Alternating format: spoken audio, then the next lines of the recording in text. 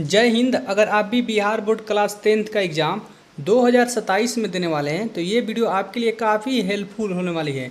आज इस वीडियो में हम लोग हिंदी का टॉप 25 ऑब्जेक्टिव क्वेश्चन देखेंगे जो एग्ज़ाम के लिए काफ़ी महत्वपूर्ण है। ये 25 प्रश्न एग्जाम में बार बार पूछा जाता है, तो वीडियो को शुरू से लेकर अंत तक अवश्य देखें और सारे प्रश्न याद कर ले।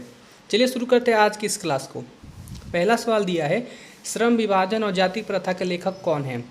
श्रम विभाजन और जाति प्रथा के लेखक कौन हैं? ऑप्शन दिया है, ए डॉक्टर संपूर्णानंद, बी बाबा साहब भीमराव अम्बेडकर, सी डॉक्टर राम मनोहर लोहिया, डी महात्मा गांधी। तो श्रम विभाजन और जाति प्रथा का जो राइटर है वह है बाबा साहेब भीमराव अम्बेडकर। ऑप्शन हो जाएगा बी इसका राइट आंसर। 2 नंबर प्रश्न है, श्रम विभाजन और जाति प्रथा क्या है? श्रम विभाजन और जाति प्रथा क्या है? ऑप्शन है, ए कहानी, बी साक्षात्कार, सी निबंध, डी भाषण। तो श्रम विभाजन और जाति प्रथा जो है वह एक निबंध है। ऑप्शन नंबर सी इसका सही उत्तर है। 3 नंबर सवाल है, डॉक्टर भीमराव अम्बेडकर का जन्म कब हुआ? डॉक्टर भीमराव अम्बेडकर का जन्म कब हुआ? ऑप्शन है 14 अप्रैल 1989, 14 अप्रैल 1971, 14 अप्रैल 1891, 14 अप्रैल 1981। तो डॉक्टर भीमराव अम्बेडकर का जन्म 14 अप्रैल 1891 ईस्वी में हुआ। ऑप्शन नंबर सी इसका सही उत्तर है। 4 नंबर सवाल है, 20 के दांत शीर्षक कहानी के कहानीकार कौन है? 20 के दांत शीर्षक कहानी के कहानीकार कौन है? ऑप्शन है, ए कमलेश्वर, बी नलिन बिलोचन शर्मा, सी मोहन राकेश, डी प्रेमचंद। तो 20 के दांत जो राइटर है वो है 20 के दांत का राइटर नलिन बिलोचन शर्मा। 5 नंबर सवाल है, 20 के दांत पाठ की विद्या क्या है? 20 के दांत पाठ की विद्या क्या है? ऑप्शन दिया है, ए निबंध है, बी व्यक्ति चरित्र है, सी कविता है या डी कहानी है। तो 20 के दांत पाठ की जो विद्या है वो एक कहानी है। ऑप्शन हो जाएगा डी इसका सही उत्तर। 6 नंबर सवाल है, सेन साहब की कितनी लड़कियां थी? सेन साहब की कितनी लड़कियां थी? ऑप्शन दिया है, ए 7, बी 5, सी 4, डी 3। तो सेन साहब की कुल 5 लड़कियां थी। 7 नंबर सवाल है, मदन अक्सर किसके हाथों से पिटाता था? मदन अक्सर किसके हाथों से पिटाता था? ऑप्शन है, ए अपने माँ से, बी अपने पिता से, सी खोखा से, डी सेन साहब से। तो मदन अक्सर अपने पिताजी के हाथों से ही पिटाता था। ऑप्शन नंबर बी इसका सही उत्तर है। 8 नंबर सवाल है, खोखा का क्या नाम है? खोखा का क्या नाम है? ऑप्शन दिया है, ए काजू, बी कासू, सी मदन, डी किसू। तो खोखा का जो नाम है वो है कासू।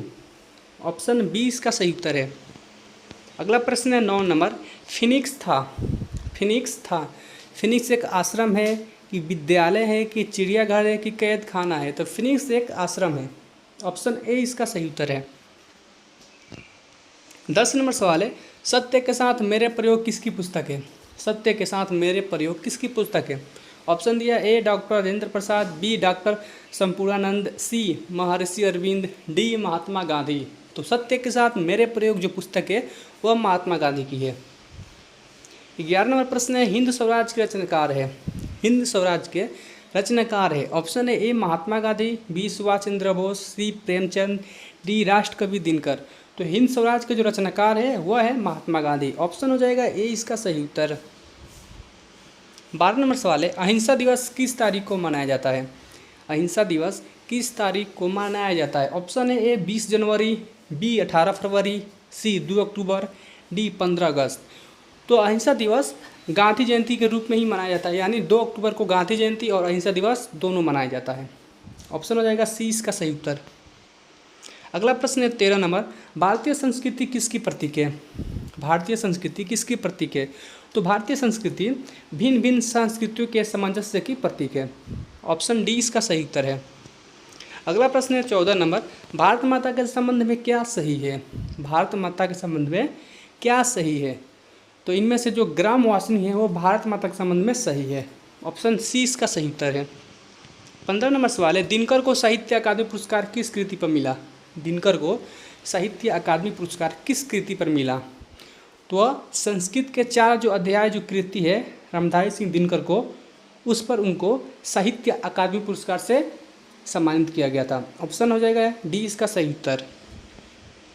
16 नंबर सवाल है, दिनकर को ज्ञानपीठ पुरस्कार किस रचना पर प्राप्त हुआ? दिनकर को ज्ञानपीठ पुरस्कार किस रचना पर प्राप्त हुआ?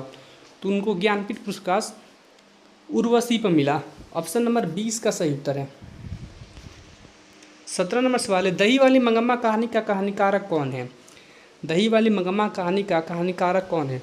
तो वह है श्रीनिवास। ऑप्शन नंबर ए इसका सही उत्तर है। 18 नंबर सवाल है, दही वाली मंगम्मा कहानी के कथावाचक कहाँ के हैं? दही वाली मंगम्मा कहानी के कथावाचक कहाँ के हैं? ऑप्शन है ए पटना, बी दिल्ली, सी बेंगलुरु, डी कोलकाता। तो दही वाली मंगम्मा जो कहानी के कथावाचक है वह बेंगलुरु से है। ऑप्शन नंबर सी इसका सही उत्तर है। 19 नंबर प्रश्न है, मंगम्मा के गांव का क्या नाम था? तो मंगम्मा के गांव का नाम था वेंकटपुर। ऑप्शन नंबर सी इसका सही उत्तर है। 20 नंबर प्रश्न है, रंगप्पा कहाँ का रहने वाला था? रंगप्पा कहाँ का रहने वाला था? तो रंगप्पा वेंकटपुर का ही रहने वाला था। ऑप्शन नंबर सी इसका करेक्ट आंसर है। 21 नंबर सवाल है, रंगप्पा कौन था? रंगप्पा कौन था? ऑप्शन ए व्यापारी, बी जुआरी, सी वकील, डी किसान। तो रंगप्पा एक जुआरी किस्म का व्यक्ति था। ऑप्शन नंबर बी इसका सही उत्तर है। 22 नंबर सवाल है, धरती कब तक घूमेगी शीर्षक कहानी का कहानीकार कौन है? तो धरती कब तक घूमेगी जो शीर्षक कहानी है इसके कहानीकार है सावर दैया। ऑप्शन नंबर सी इसका सही उत्तर है।